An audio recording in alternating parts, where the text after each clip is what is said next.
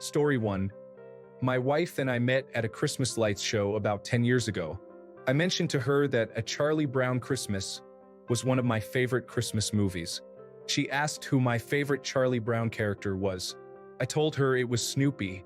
I've been receiving Snoopy-themed gifts for years now. I appreciate the thoughtfulness of the gift, but I have no clue how she took that first conversation as me being a Snoopy superfan. I love her deeply, and I think it would just hurt her feelings if I told her, so I just smile and say thank you. Story 2. When he is traveling and calls home, he asks to talk to our cats via speakerphone. I always tell him they are perked up and around the phone when he is talking, but the truth is they don't care. It makes him feel loved and missed, but also, cats can be difficult. They do rush to him when he is home, which is so sweet. Story 3. This is a secret that my husband kept from me for a few years that he ended up revealing before we got married. I am Catholic, so we met with my priest about getting married in the church. The meeting went well, and we went on our way to have lunch together. During lunch, he reveals to me that he has a secret he needs to let me know. While we were dating and about to meet up, he had bought us a bag of chips to share. This bag of chips was the party mix kind with Sun Chips, Doritos, pretzels, and Cheetos. He usually doesn't care too much about snacks, but he absolutely loves the party mix. He tells me that while he was waiting for me, he thought he would have a few chips and then a few more until he had eaten the whole bag. He felt so guilty, and he threw away the bag so I wouldn't know. I started laughing and then laughed harder when I realized our meeting with the priest had prompted this confession. One of the things the priest had asked was if he had any secrets that we should let the other person know before getting married, but he had meant major secrets like alcoholism or a gambling addiction, serious enough that you wouldn't marry the person if you had known. My poor innocent fiancé felt guilty enough to confess his chip eating to me like 5 years after it had happened. Story 4. I started a note page to write the things he told me about himself when we first met and just kept it going. So, I have a list of something I've learned or noticed about him every day for 5 years, and it is one of my favorite things to randomly read through. Also, it is really helpful around Christmas time and his birthday. Story 5. I have been pretending to not like pickles and olives for years. Once, I offered her mine off a sandwich because I was full, and it made her so happy that now it's policy. Story 6. I asked this guy out for months, and he always turned me down. At our local theater, the first showing of the day is $5, so when it came out, I went and saw the Friday the 13th movie, the one with Jared Padalecki, that morning and hated it. Fast forward to later that afternoon, and the guy I've been asking out all that time finally asked me out to go see this movie. I, of course, said yes and told him I had been looking forward to it, and then I pretended to act scared, grabbing his arm during the film that evening. I didn't tell him the truth until 2 years after we were married. This is now his favorite story. Story 7. My wife thinks I'm an amazing gift giver. I'm not. She just always says what she wants out loud without thinking about it, and I add it to my Amazon cart that she doesn't know I have. On some level, she might know after 14 years, but it's fun all the same. And I recently reached out to her about my depression and how it's really starting to get in the way of being the man I vowed to be at our wedding. She's been just so amazing with it. She deserves the world, and I want to give it to her. Story 8. I once pretended to be speaking on the phone with people. All I wanted was for him to think I was popular and that I had more friends than I actually had. I sound so crazy now, darn it. Story 9. Sometimes, I eavesdrop on him talking to the cats.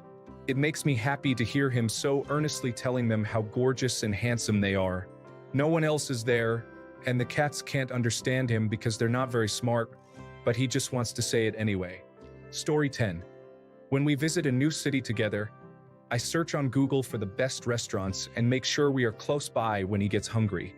That way, he always thinks he has an instinct and stumbles upon the most authentic and local cuisine. I've kept it a secret for 6 years and plan to do the same in the future. Story 11. I always offer to watch the pots on his supper days because he cooks pasta until it's an overcooked mush that's barely keeping shape. Not because I want to let him relax after work. Story 12. Well, I'm recently out of a relationship, so I might as well mention it. My ex-girlfriend's sister made a move on me during Thanksgiving while we were in the kitchen. I instantly denied her sexual advances and went back outside to hang out with everyone. I never mentioned it to my ex because I didn't want that situation to ruin their relationship. Story 13. For once in my life, I told someone everything. Even the stuff I was sure 99% of people would leave me for. Instead, it opened up a whole new world, and we're still going strong, and I am a very happy man. Lucked out on the 1%, I guess. Story 14. I am actually struggling to think of anything. There are some weird secrets I keep from people in my life, and I have shared them with her without reservation. Am I in love? Story 15. For the first 20 years of our life together, I kept from my husband that I had been repeatedly sexually abused by my father when I was a little girl. I was just so ashamed and too scared to fully admit it, even to myself. But when my other sisters started talking about it, I eventually had to face what happened to all of us. I also got extensive therapy, which made my quality of life infinitely better. And very sadly and ironically, a couple of years later, my husband felt brave enough to share with me that he had been sexually abused as a little boy by a neighborhood teenage boy. Those were the last secrets we ever kept from each other. Story 16. My partner told me she had killed a chicken for food when she was younger. 10 years into the relationship, she came to me and confessed she never killed a chicken and just wanted to impress me. It's something we giggle about occasionally. Story 17. I pretend to like hiking. I am generally into more adrenaline sports and love living the outdoor lifestyle, but to be honest, hiking is just walking with uglier shoes, and it is boring as anything. Story 18. We don't always want to eat the same foods. I love fried chicken and crave it often. He hates it in anything other than sandwich form and will not eat the chicken sandwiches from my favorite chicken places. Sometimes, when I am out by myself, I stop at my favorite chicken joint and eat in the car. This is a secret. Not because he would be mad, he wouldn't care, but because he would decide to have a bag of chips and a Diet Coke for lunch when we usually make sandwiches together. I notice that if I am not there to eat with him, he won't eat. So I go home and opt for a salad. He thinks it's my attempt at making healthy choices, but it's just my big back self trying to hide that I already ate. Story 19. He's completely out of my league, and I don't know how I got so lucky. Not sure why he loves me, but I'm so grateful. He is everything I needed before I even knew what that was. Story 20. Most times when I am commuting home and we talk on the phone, I lie and say I am going to get home later than I am. Sometimes I will stop and get stuff for dinner or get her a treat since she is pregnant, or just get home early and she is extra happy. Story 21. I got a life insurance policy on myself with her being the beneficiary. When I'm gone, she's getting a significant check of a couple of million. She knows I have a policy, just not the amount. Story 22. It was a secret until recently. I never told him who my long-term ex was because I was embarrassed that I even dated that guy. My partner knows him as we all worked together at one point, and they used to hang out quite a bit. I recently told him because the ex contacted me, and I didn't feel comfortable keeping it from him. He was amazing about it. He was proud of the way I dealt with things, and yeah, looking back now, it wasn't really a big deal since they're not really friends or in touch. Story 23. The day we met, he had so many impressive travel stories that I shared a story about going to Europe, which initially my friend told me. I never went there. We're going there next month, and I have no clue what Europe is like. I'm watching YouTube videos on how it's like because I'm already way too deep into this. I'm planning on telling him when we get back. Story 24. Kind of the extent of my focus on intimacy and my desire for it. Though it has decreased lately and isn't really an issue. But things like, she rejected me one night and was apologetic and asked if I was okay, and I responded, yes, no problem.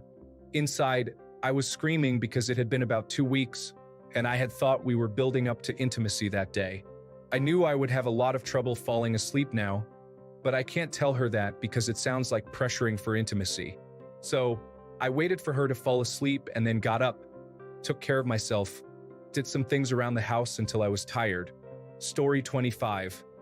Near the very beginning of our relationship, I was definitely the one that spilled fruit cup juice on the couch. But at the time, I was pretty fresh out of an abusive home and abusive relationship, so I was too scared to admit it. Story 26. I don't actually know who the father of our oldest child is. I had the baby before we met. He could be my abusive ex-boyfriend's, or he could be the child of one of my assailants. Dee and my child will never know this. I really don't want to know either. Feels good to express this statement into the void. Story 27. Alright, I'll finally let this one out. The night I met my partner, we ended up going back to her place after drinks at the bar. We talked for a while and went to sleep. It was very sweet. In the middle of the night, I had to get up and use the bathroom. While it was explained to me where the bathroom was, it was never explained to me that there was a child lock on the toilet, nor where the light switch was. So here I am in a frantic panic trying to figure out this whole situation while I'm about to burst. I finally find a light, get myself ready, and while I'm trying to figure out this darn child lock, I can't hold it and start using my hand to manage the situation. Made a bit of a mess. Embarrassed, I clean everything up in the bathroom and come back and lay down next to her. I can't get back to sleep because the shame and embarrassment are just too much. About 2 hours later, she wakes up, rolls over, and notices that I'm also awake. I let her know that I can't sleep, and she drunkenly starts making out with me and goes for my pants. I tried to resist, but she insisted because I had been such a gentleman all night. It's been 9 years, and I still haven't shared this embarrassing tale with them and probably never will. Story 28. Disclaimer: military. I've terminated many individuals. She is aware that I am a former military member, and I was enlisted when we met. She understands that I've been deployed. She recognizes that I suffer from post-traumatic stress disorder, and that I've been injured in an explosion. However, she strongly believes that my role, being mainly involved with computers, indicates that I never had to engage directly in combat. She assumes that I spend every morning on the couch due to her snoring, which she indeed does. But the truth is, I cannot rest for more than 20 minutes at a stretch. Story 29. He thinks the visible rock and fossil collection is all there is. He doesn't know about the tubs and boxes under my bed, in the garage, and in the craft boxes. He is basically dating a rock-collecting troll, a troll who eats in bed all the time. I know it's not good. I can't stop. Story 30. Not huge, but our wedding date is the same date as my long-term ex's birthday. Some friends raised some eyebrows, but it truly ended up being the best day for us to have it. Story 31. I meant what I said when I said I could theoretically live without her, but my existence would be meaningless and stupid. She thinks it's just a thing I said to be sweet. Story 32. Ex had a bad, uninvolved family but always sought validation. I would always call and remind them of important dates like birthdays and graduation so that they would call and congratulate her. Never told her. Together for 8 years and dumped me a month ago. I was nothing but good to her. I didn't deserve this heartbreak. Story 33.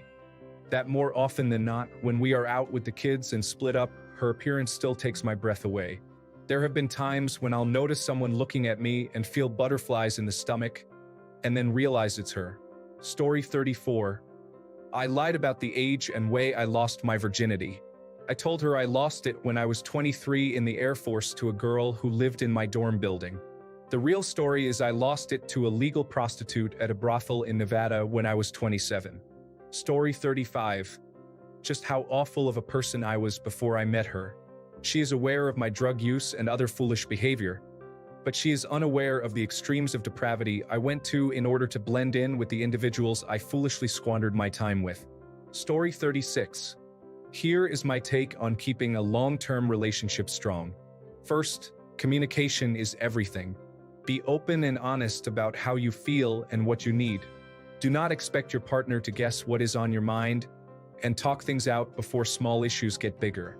Second, respect each other's independence. Even in a relationship, you are both individuals with your own interests. Give each other space to grow and do your own thing. It keeps things fresh. Also, keep the romance alive. Little gestures and thoughtful words go a long way, even when life gets busy. It is important to show you still care. Compromise is huge. You will not always agree, but meeting in the middle and making small sacrifices is part of being a team. And finally, be patient and forgiving. Everyone messes up sometimes. but holding on to grudges will only harm the relationship. If you are both committed, you will grow through the tough moments together. That is what I have learned from my experience. Hope it helps, Mary. Story 37. I've got a secret. I'm a bit of a gourmet cook, but I like to keep it quiet. I'll surprise people with a fancy dinner, but I don't want to give away all my cooking secrets. Story 38. We never set up a joint bank account because we each had autopay stuff set up on our accounts, and it didn't seem worth it to turn it all off, merge all of our money into one account, and then set it all back up. So we just added each other to our checking accounts. Now, when I open the banking app, I see her checking and savings, and she sees mine. However, we didn't add each other to credit cards.